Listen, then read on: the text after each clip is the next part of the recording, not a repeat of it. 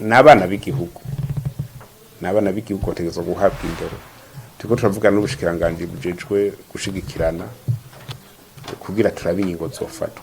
Turiko tuyumvira ko twavuze ko bategezwa kuduga umwe wese mu komine apfukamo, mugabo hari n'ingeso twasanze hariho ababarungika nk'abarungitse ku kazi bagahita batanga raporo. Hariho abo twasanze usanga ari nk'abana batatu bavukana batonda ngaho mw'ibarabara.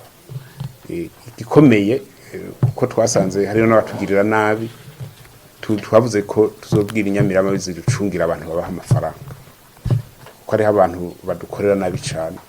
Uwo tuzofata arabahaye amafaranga natwe tushe tumuhana, kuko aje akabura naho igihe aje akabura igihe wundi munsi ukurikira ntazogaruka.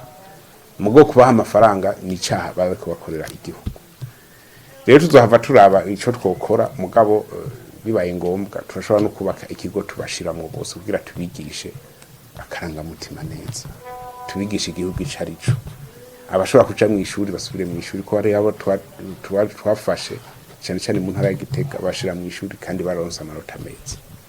Nabo nyirumva ko ari abana b'igihugu, nabo nyine no kubakurikirana, mugabo ntihagire umuntu abandanya baha amafaranga ko bariko baramenyereza ubegita.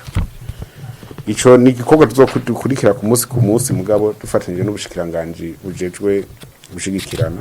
Inyishu ziri hafi kuko nta kimwe kizoshobora kutunanira.